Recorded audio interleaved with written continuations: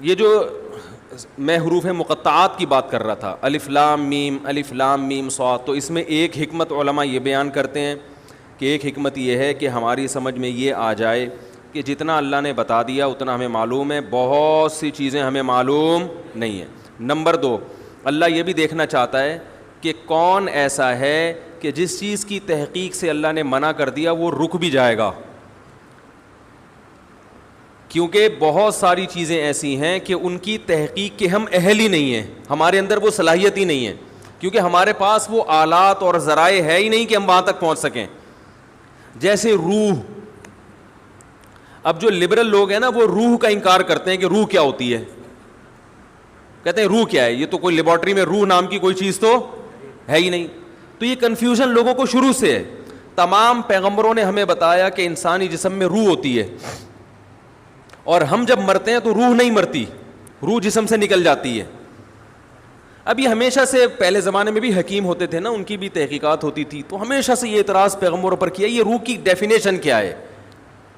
تو اللہ نے قرآن میں بتایا وَيَسْأَلُونَكَ عَنِ الرُّوحِ، کہ یہ لوگ آپ سے روح کے بارے میں پوچھتے ہیں، قُلِ الرُّوحُ مِنْ أَمْرِ رَبِّي، ان سے کہہ دیں روح کیا ہے یہ تو ہم نہیں تمہیں بتائیں گے، کیونکہ تمہارے دماغ میں روح کو سمجھنے کی صلاحیت ہے ہی نہیں۔ یہ بتا دیتے ہیں کس کی طرف سے ہے، من امری ربی، رب کا ایک حکم ہے، جب وہ باڈی میں ہوتی ہے تو زندہ ہو گئی، جب باڈی سے نکلتی ہے بالکل وہی اسٹرکچر ہے، لیکن نہ دیکھتا ہے، نہ سنتا ہے، نہ بولتا ہے، نہ چلتا ہے، کسی کام کا نہیں ہے وہ۔ اور آگے اللہ نے بتا دیا کہ جواب تمہاری سمجھ میں نہیں آیا، ہمیں پتہ ہے نہیں آیا، لیکن ہم اس اشکال کا جواب دے دیتے ہیں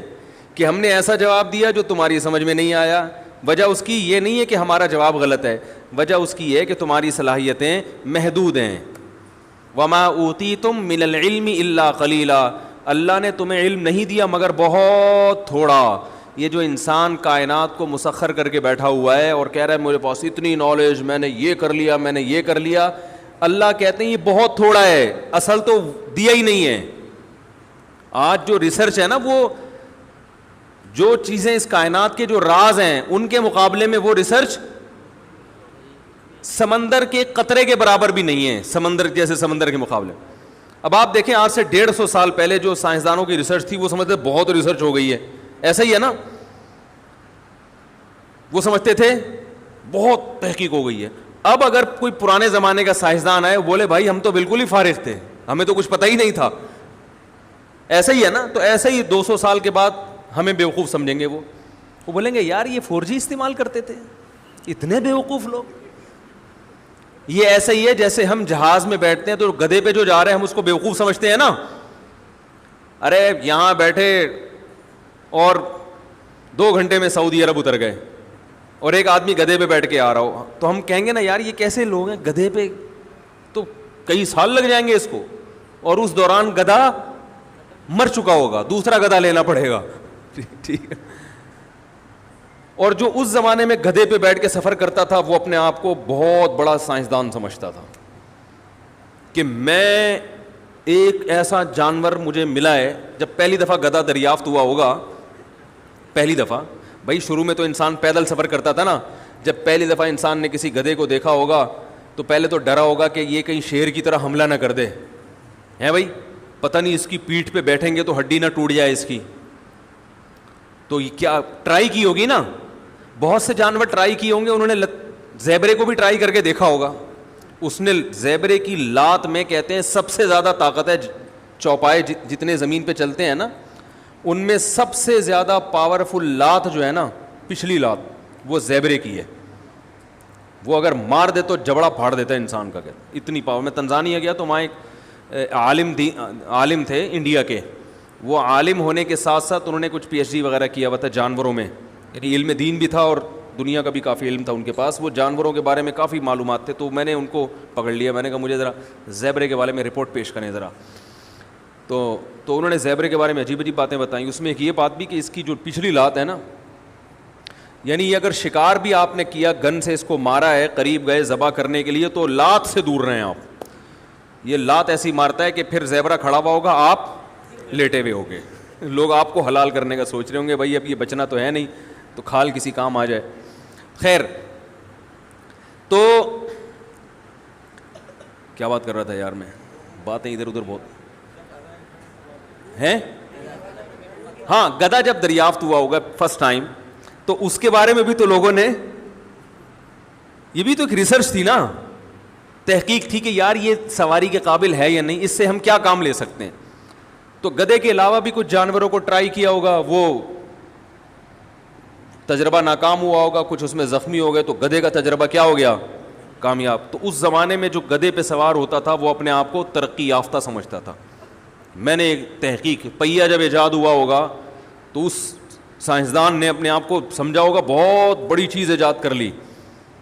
تو بالکل اسی طرح آج سے 200 سال کے بعد ہم جو 4G استعمال کر رہے ہیں, کچھ دیکھ رہے ہوتے ہیں, بفرنگ شروع ہو جاتی ہے,